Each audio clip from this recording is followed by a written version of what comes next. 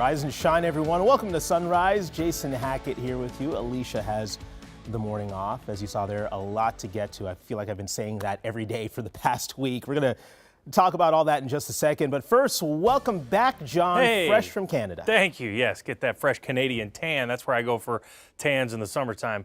Dense fog advisory until 8 o'clock this morning. We can see that southeast of the Twin Cities. Mankato, Rochester, Menominee. That's where we are dealing with what is pretty thick fog. Actually should mix out quickly, but we've seen this drop in Menominee. This is one of the spots here west from Wisconsin where if you're driving near Baldwin, Menominee, Hudson, give yourself a little extra time. It's patchy here in the metro and then thicker outside of the metro. And you can see going into the metro right now, Cambridge up to Pine City, over towards Princeton, it's foggy. 212 starting to become foggy. Also 169, Jordan, New Prague, a little foggy as well down there. Otherwise, metro looking good here, 68. It is picking up fog, but if I can see off that camera, I know it's not too bad. 68, 63 degrees in St. Cloud. See, we're cool down here. 62, 59 in Rochester. That drop in temperatures allows us to get some fog. Otherwise, we're going to start today sunny, but see to the north there, that is some rain going to come in here this evening. We'll track it in a bit here. Hey there, happy Monday. Another big picture look if you're just joining us this morning. For the most part, things looking really great around the metro. All green right now. Of course, there's ongoing construction projects that you will want to keep your eye out for. As far as crashes and traffic incidents, I only saw one traffic incident all morning since I've been tracking the roads, and it was on Highway 61 right near St. Paul, but it cleared really quickly. So again, roads looking great. Zooming in here over to the Wayzata area, Highway 12. I'm going to talk about a construction project there that could slow you down later on tonight. I'll have more on that just after 6:15. Jason.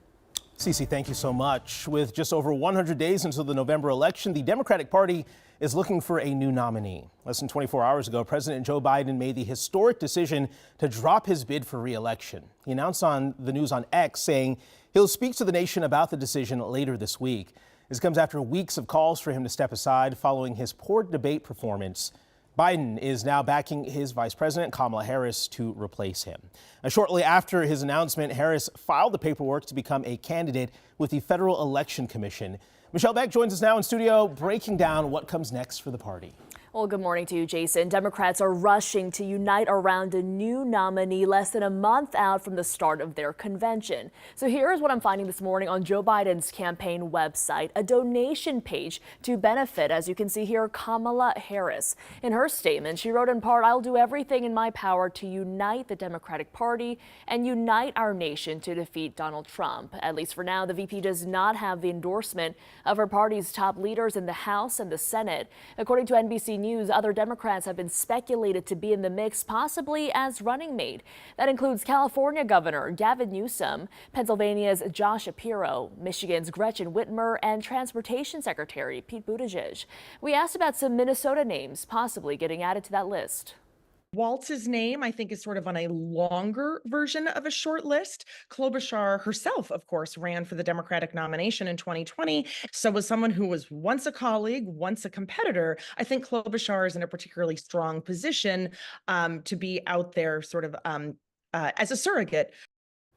So while Biden's endorsement is important, he has no direct power over choosing whom the party delegates officially nominate. I'll tell you about the signals that prominent delegates are sending now when I see you next. All right, Michelle, thank you so much. And former President Donald Trump issued a statement after Biden's announcement saying Biden is certainly not fit to serve. Trump went on to say those around Biden, including his doctor and the media, knew he wasn't capable of being president. Minnesota lawmakers reacted quickly to the news that Biden would be stepping down. Many from the Democratic side thanked the president, calling his decision selfless. Governor Walz posted on X saying history will look fondly on his legacy. And now with the looming decision to find Biden's replacement, Democratic primary candidate Dean Phillips is calling for a competitive nomination process. Meanwhile, Senators Tina Smith and Amy Klobuchar are already backing Vice President Harris. She has a wealth of experience. She is a former prosecutor. I believe she could prosecute the case and make the contrast with former President Trump. You're already seeing people come out strongly in favor of her, from moderate Democrats to liberal Democrats. You are seeing people uniting on her candidacy. Now, on the Republican side, Representative Tom Emmer says if President Biden is unfit for re-election, He's unfit to control our nuclear codes. He and other Minnesota Republicans are calling for the president to step down immediately. Make sure you stay with us this morning. The Today Show will be following this huge news, Biden's decision to exit the race. But first, coming up here at 6:34 on Sunrise, we're asking some of your most pressing election questions in a live interview with political expert Catherine Pearson. Time now 6:06, and we are more than 72 hours into the largest IT outage in history. The CrowdStrike software update that took out Microsoft systems worldwide is now fixed, but thousands of computers at airline gates still need to be rebooted. Audrey Russo is live at MSP, tracking flight times for us this morning. Audrey. Yeah, Jason, let me just paint you a picture of what's going on right now. I am at the end of the standard TSA security line. This is where you go to get checked in, get scanned to make sure that you are ready to get in on your flight on time. To my left is the line to talk to Delta about rebooking your flight. It is easily 4 times as long as the line to get through security. This is because 20 flights so far this morning at MSP have been canceled. Many of them, but not all, are Delta, but many of them are with Delta. This is really just adding to 72 hours of mayhem caused by this computer outage. Yesterday, 8,500 flights were delayed across the entire country, and 1,500 flights were just outright canceled. The bulk of those flights that were canceled yesterday were with Delta Airlines. So this is really feeling the pinch and feeling the squeeze here for travelers going through MSP, as MSP is the 3rd largest Delta hub in North America. So we've spoken to folks who tell us that they are abandoning the idea of flying altogether. They're telling us they are just going to drive to their destination. I've spoken to several people this morning who say they can't get a flight out until midweek.